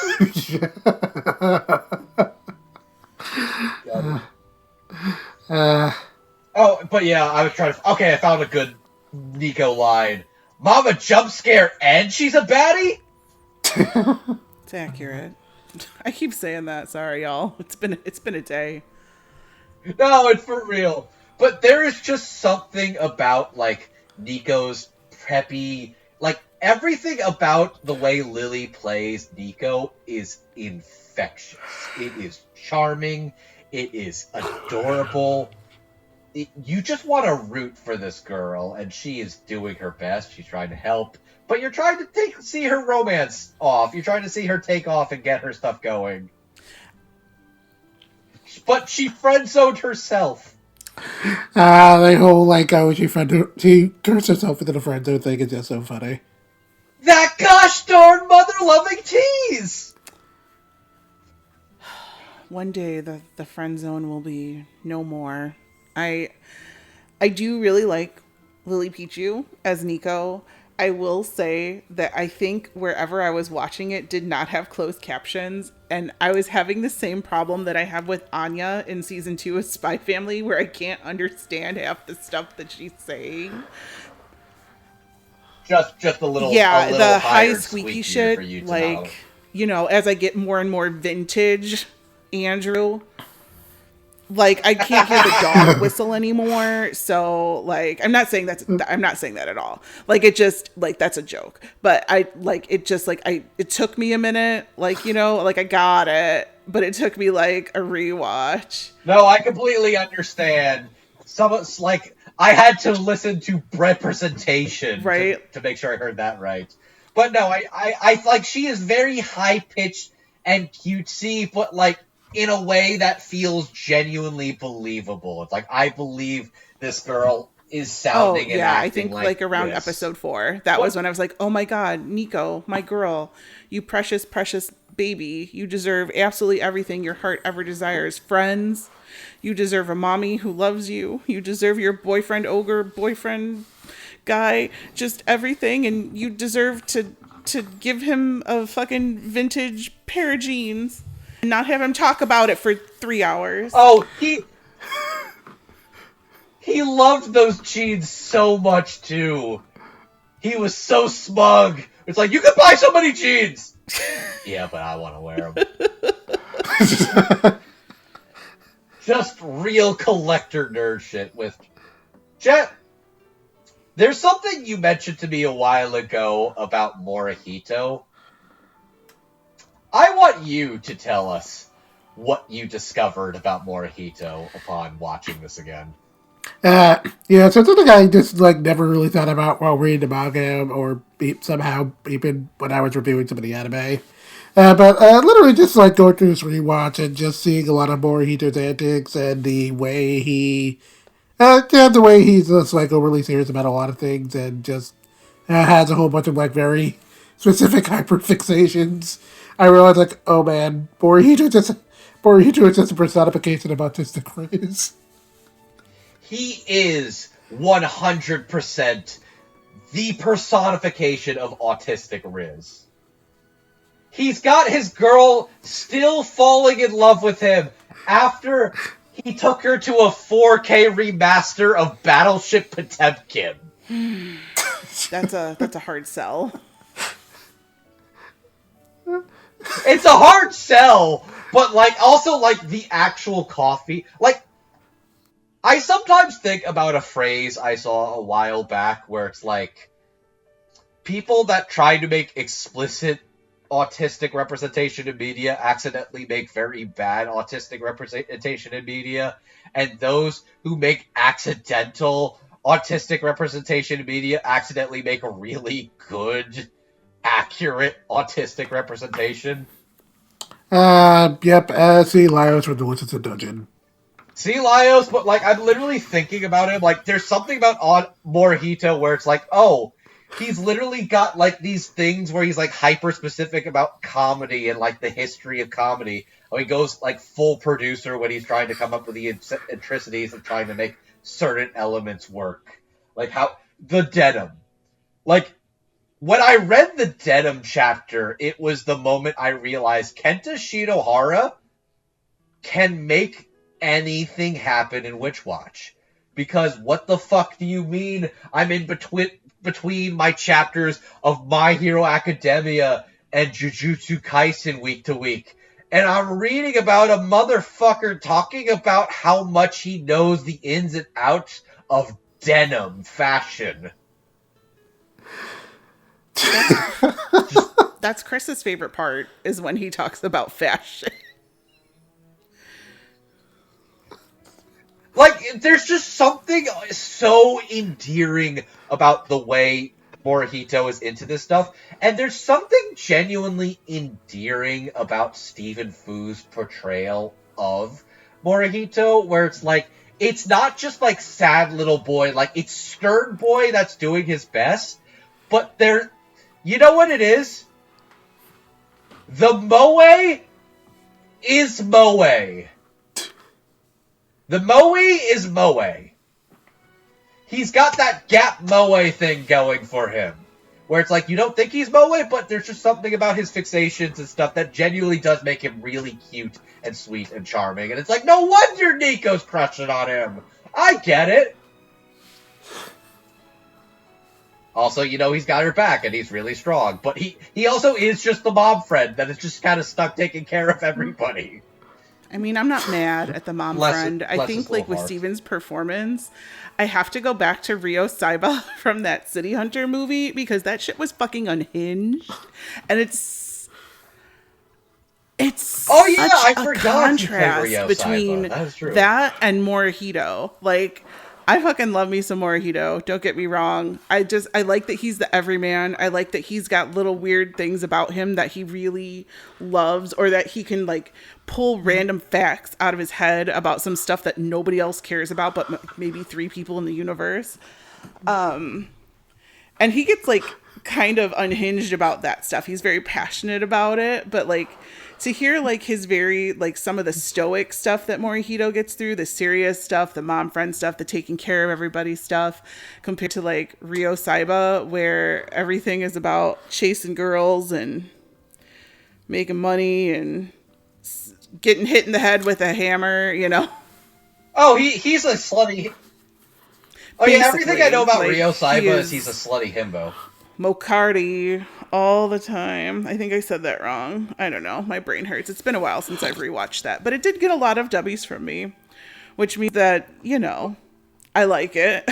I think Stephen Fu is really great. Like, everything that I've heard from him has been extremely different. And this is no it's just the range that he has and all of the different characters that he can pull out and all the voices that he can do. It's just, hi, I'm Morihito, and I'm gonna punch this dude with the bad hair. Hi, I'm Morihito, and then we're gonna talk about jeans and this ugly mug that I got to replace a mug that was slightly less ugly. It was his favorite mug! It was The his second one is so mug. ugly, though. It has like an onion on it. I'm like, no, boo-boo. But it was his favorite! I mean, my favorite is a Bucky's cup, but like, at least that's got a beaver. I don't know what to tell you. I think I do, like, I did forget, like, going through this, I do genuinely like Nico's, like, romantic development about her and Morihito, is also her learning to accept his little quirks and eccentricities. Because, like a whole conflict is that Morihito is very stoic, he keeps his emotions kind of inside and close to his heart, so he's worried, like, so it's like people have a hard time telling what he thinks. And he opens up, he's like, I really have a hard time showing how I'm feeling. I know that makes me hard to approach and hard to talk with people, but I do want you to know I genuinely am having a great time. And she's like, I know exactly what you're feeling. I'm like, oh, that really is really cute. And like the whole date thing where you can see the contrast of date stuff where it's like, he needs to plan every little thing because he really wants to show her a good time, and he wants to show and we're her like, all that's these too things. much. And he feels like he failed her because he overslept on the train. Where it's like, actually, no, I am having a wonderful time just spending it with you. That I got to see you sleep, so now we can just enjoy konbini and just look at the stars together, and that's just as wonderful a date as all the itineraries you planned. It's like it's actually really cute relationship stuff. Like, it. damn. And their chemistry, their voice chemistry together is really great too. Like, just the casting on this is like freaking impeccable. I just can't get over how everything is just good. I think what gets me is, like, he's got good comedy. He's got he's good stoic comedy, too. Like, he's got funny reactions. And, like, when he info dumps, it's real good. I also like how you can kind of tell when he's pouting, too. Like, I love the last episode where it's, like, he gets dumped by Kanchi and Keigo, and he's just kind of sulking. It's like, they kicked me out of the team. Now they're doing something stupid. It's like... And it's like, yeah, what? It's like, wonder what they're going for. I need to find the exact line. I know I fucking wrote this down. Is there some kind of hidden meaning to that name? Probably something dumb, edgy, and cringe. And I'm like, you can hear the venom in his voice as he's saying that. But just the way he says dumb and edgy and cringe. I'm like, oh, he's so bad. He's so bad. It's so good. And then the contrast between him and Lily, and oh my god, I cannot. It's so good. Like, I think Stephen Fu's had a real impressive career, because, like, he's got a lot of, like, the quiet, stoic, like, anime protag boy stuff. So I find Morihito a nice, simultaneously a performance that complements a lot of his other anime roles, while simultaneously challenging that in what is very unique, hyperfixated comedy. Like, very specific comedy. But, no, yeah. Jet, what did you think of them? It's like, yeah, I mean, I don't have too much more to add. Like, I really liked Lily Pichu's Nico. Notably a lot higher pitch than the Japanese performance, which took me a little bit. It took me a little bit to get used to the first time I heard it, but I got into the performance really quickly, and I really. Who was he in Japanese? Was he Kaito Ishikawa? Morihito might have been. I was talking about Nico specifically, but Nico, that's what you meant. Rita Kawaguchi, I think it was. Okay. I remember that. I remember that because I'm pretty sure they do reference that at least, like, in one of the episode previews. I can believe that, yeah. Yeah, but But I really did like what Lily brought to the table. Just very cutesy and sweet and really silly, which just made a lot of the comedic delivery just really fantastic. And Seaman Fu just really good at balancing the whole like stoic attitude with some really good comedic delivery. Whenever Morihito just gets like really exasperated about basically everything he has to deal with at all times. It's just that poor guy. Like, Morihito is, like, relatable in unique ways, where it's like, oh, I have been that guy who is hyperfixated, or just been the mom friend, or whatever. Like, there is something in Morihito that is relatable more than you would think. I do. I do appreciate how much each show is just like how much it's willing to play its dark nature straight and how much it's willing to play it for laughs. One of my favorite jokes with him, and I really love Steven's delivery of it. Is it's like just one episode where Nico's doing where Nico really wants to show everyone she can cook, so she comes up with this whole like weird spell that's supposed to like make everyone fall in love with her cooking, and then it accidentally makes everyone fall in love with her. And the only way to break the spell is for like Morihito to kiss her, and he does it without hesitation. And in the moment you think like, oh, okay, like Morihito doesn't think it's a big deal because it's Morihito, and like of course he wouldn't think that. And then it just like cuts to him just like in his bed, just like with his eyes open, and he's like, for some reason I can't get to sleep. I can't sleep at all that night. Weird. Like, oh, you're so close, buddy. You're so close. There is just something about this. Like, I forgot how much I liked Witch Watch. There's something just... I would not say that this is wholesome. I would say this is a charming little series, is what I would say. But, like I said, the dub is already really solid, but Lily and Steven have incredible chemistry. It absolutely embodied these characters in all of their quirky eccentricities in the best possible way. I had an absolute incredible time going through this dub. And with that, I guess we can move on to final thoughts. I would say that the Witch Watch dub is quite magical. Gigi, you're gonna have to join me for that, Andrew. Welcome. Party. We have party hats and box wine. See, I thought I was gonna have to get like a nice suit and get in front of a white void. I mean, I'm still waiting for that day, but you know. I mean, no one said he shouldn't do that. Oh my god! All right. Anyways, I genuinely had a great time going through this. I liked the manga already. I was curious to go through the anime, and I would say, I think the strength. I don't know, just goes.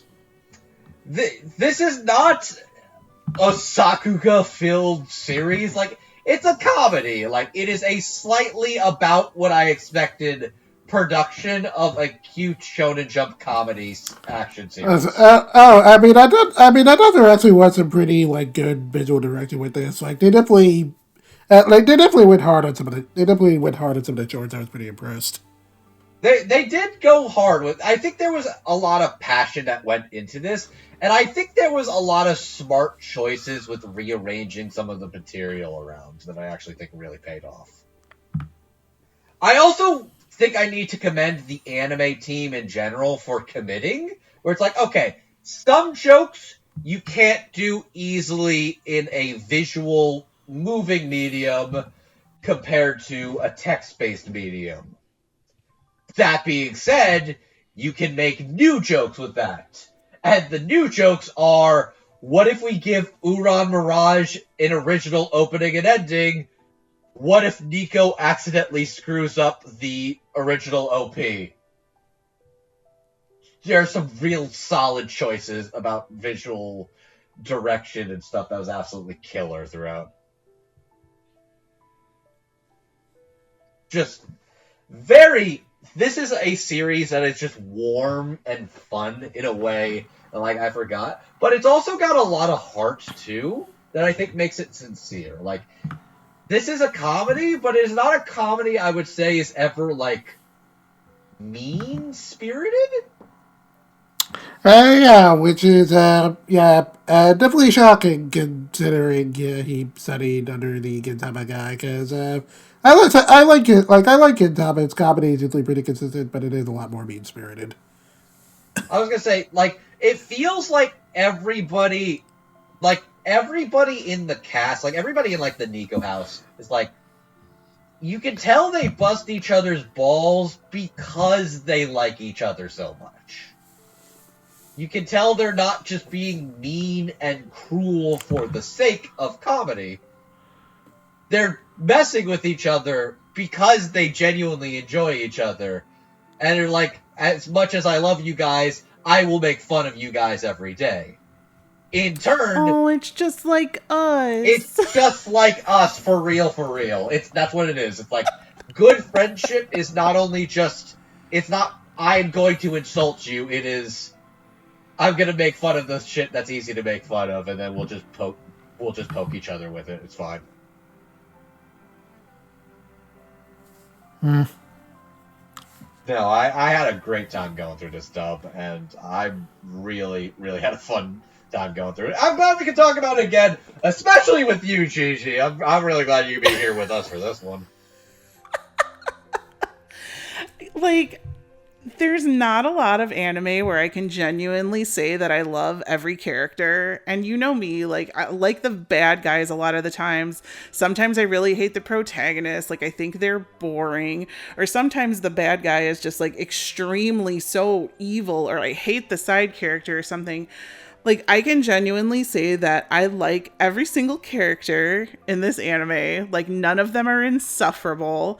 All the voice performances are, like, impeccably cast. The scripts are so well written. If anything is improvised, like, they left in the good parts, the funny parts. Like, I feel like even though, like, this isn't a shonen magazine that a year ago I wouldn't have touched with a 10-foot pole, like, this anime and this story is made, like, just for me, which it's clearly not, but it's like, it's got a pink-haired girl, like, it's got a witch, it's got a cat, like, it's got a vampire and a werewolf, and, you know, they could fight with each other. It's got an ogre, like, it's got absolutely everything I like. It's got a fuckboy, let's be real. It's got a kabedan, like, it's got original songs and skits and funny stuff and a whole different anime that's inside of it that comes out every 12 episodes or something. Like, there's nothing here that makes this show get boring, and you never know what's going to happen next. Like, it's all very much a surprise. And even from the episode previews, which one thing I don't think I've ever talked about is I hate it when episode previews give you, like, spoilers and the exact details about what's going to happen next time.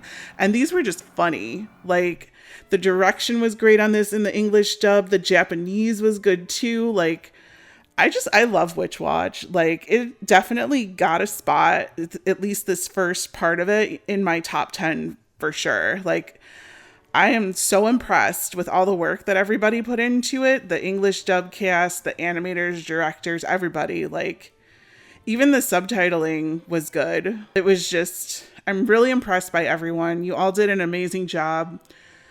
I want to give you all awards and kisses, not in real life, but, you know, metaphorical kisses and flowers and shit like that. So you all are amazing. Give or take a couple of months. We'll get back to you on that. Why?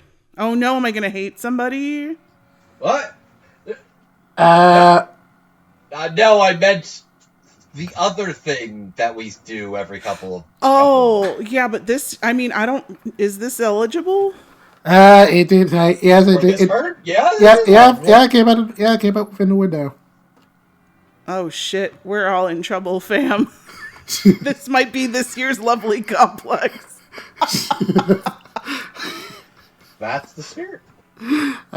Anyways, We'll get back to you on that in a couple of years. Either way, Yep. couple months. I'm tired. All right. Clearly. Had a real, had a really good time with the show. Really, I've enjoyed the manga ever since it started. I've been a pretty big fan of most of Shinohara's stuff. I just really like his general sense of humor, and I I just find a lot. I just find a lot of the series really charming. Like you guys were saying, there's just so much fun in the fact that you just kind of never really know what you're gonna get with the series, and the way it can just kind of blend into just about anything and just make it work is just really charming. And I really One like. week he'll decide it's time to make you cry. One week he'll decide, what if I make a fake popularity poll for this fake manga? Because who cares? Also, like, actual chapters were just chapters of Uran Mirage. Literally, a chapter of this manga ends on the Lion Man getting crucified. That's beautiful. Well, I really like a lot of the series, and really enjoyed it. Really enjoyed the dub. As I was honestly kind of shocked they ended up getting a dub to begin with. It being a Shonen Jump thing meant it was pretty likely, but I don't know. A gag series getting dubs is always kind of a mixed bag. So, I'm really glad it worked. Really glad it managed to get a dub, and really glad it managed to get one that's funny. Everyone here it sounds really good. Cast across the board is just really solid. Definitely laughed really hard at a lot of it. It's just a really good time. It's very charming. Oh, I had a great time going through this again. So yeah, this was a fun one to go through, and this was a fun one to be on. Thanks for having me, man. Yeah, thank you. Yep. I thought I was gonna have to fight somebody to be on it, and I was like, no, let me have it. No, Gigi. As soon as do you know how hard it is to get a shonen thing that you like that we also like? Well, now I guess it's a little easier, but before... Yeah, now it's a little easier. So now I guess I basically am just going to serve you a shonen charcuterie board every couple of months and be like, all right, girl, take your samples. Excellent. I approve. All right. Which of these screamy shonen boys has the best mouthfeel to you?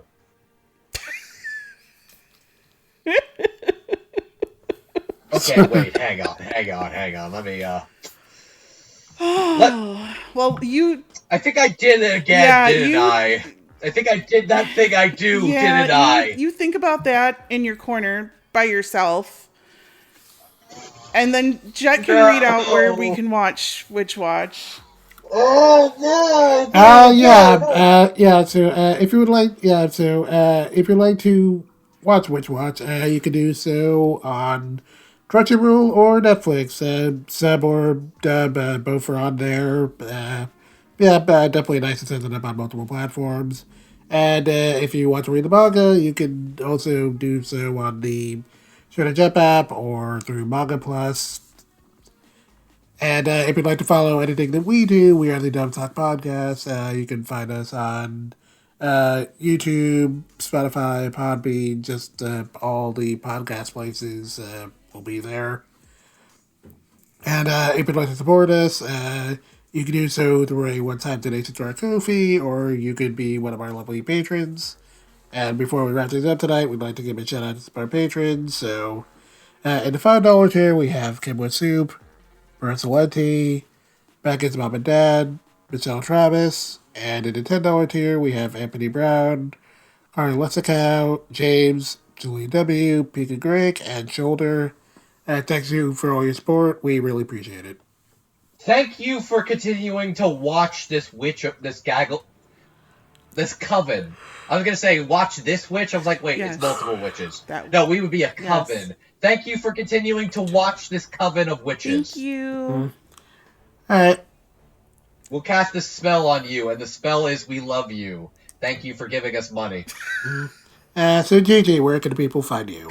Not very many places. You can follow me On Twitter, because yes, I am still there, and on Blue Sky, both at Anime Palooza. I don't really talk a lot anymore. We're just kind of chilling. I was gonna say, we could probably find you lurking in the Texas locals at the. It's true, except I play. I don't just lurk. I do play. I'm like one of 3 girls. Like, you can find us. We're not that hard to find.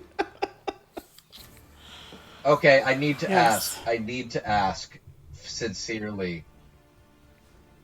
Does it smell as bad as I imagine it does? From a person who used to date a Magic player, it is a step up. It's better than the Magic crowd. Congratulations to the One Piece TCG fans. You smell better than the Magic the Gathering. It was so funny. fans. This one time, like, we were playing, and I don't know who it was, but I just, like, stood up, announced, like, really loudly. I was like, I just have to say, some boy here smells really good. And everybody just kind of looked at me and blinked. And I was like, look, like, congratulate yourselves, because whoever that is, you smell great. No. Look, the bar is in hell, and if you aren't congratulating some guy there and telling them, you are doing a good job, thank you for bathing, thank you for washing your ass, we, the women, femme-presenting people of this room, thank you for your services. But yeah. I am enjoying my time playing these card games, and I don't want to unalize myself. You're doing a good job, champ. Oh my god. You're more dramatic than I am. Would you believe me if I told you I did theater? Yes, as did I. I'm sure nobody's shocked by that.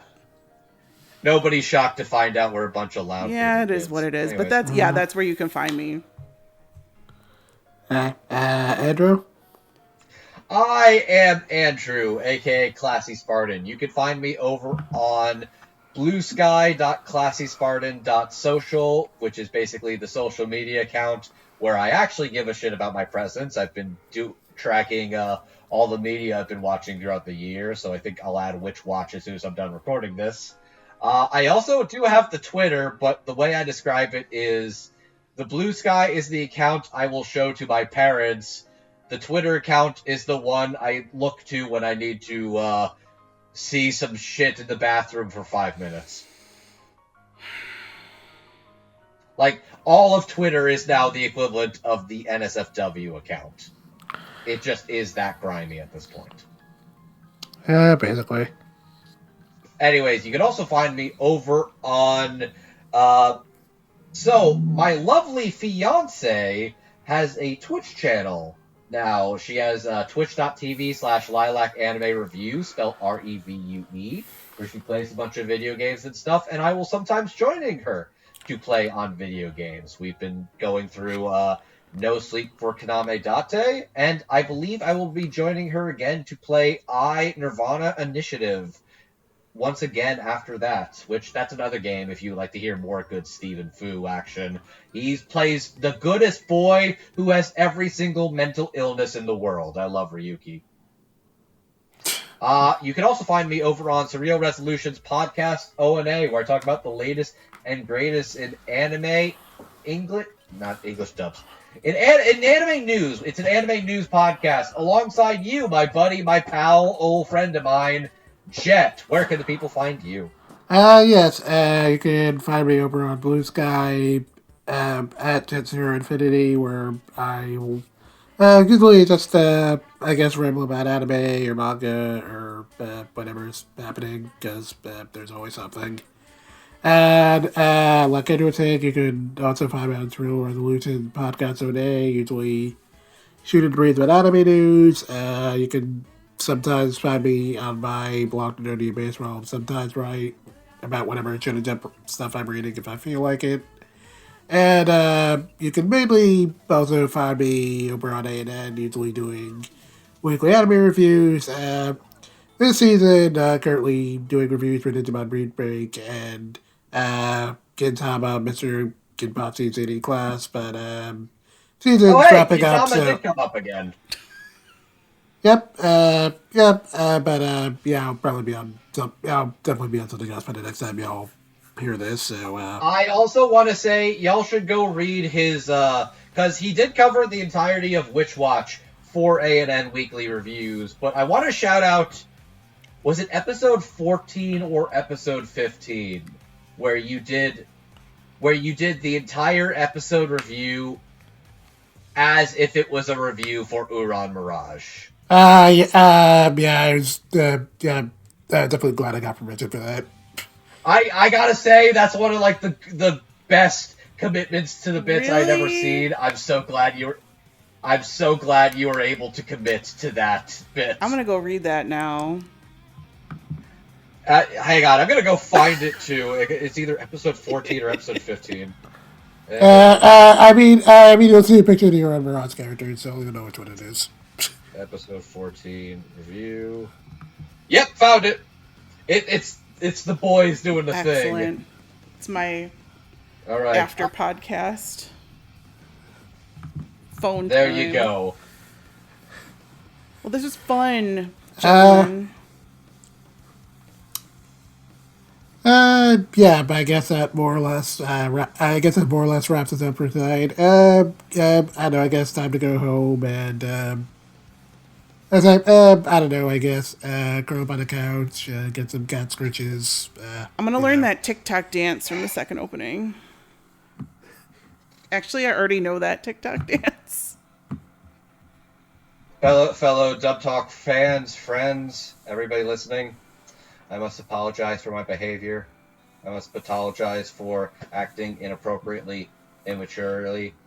I must sincerely apologize for calling our co-host Gigi vintage wine. That was extremely uncalled for me, and I sincerely ask for your humblest apologies. Thank you very much. Classy death.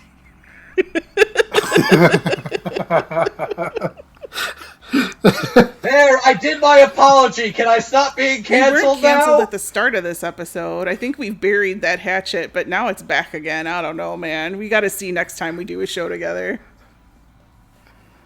Look, I gotta do this whole press conference. It's either I do an apology press conference, or I have to do like 12 Netflix stand-up specials about how I've been canceled. TBD. All right. Love Good your night, faces, everybody. except for Andrew's. Make sure you watch that witch, because that witch is going to cause problems. Yep, good night all, and drop the line.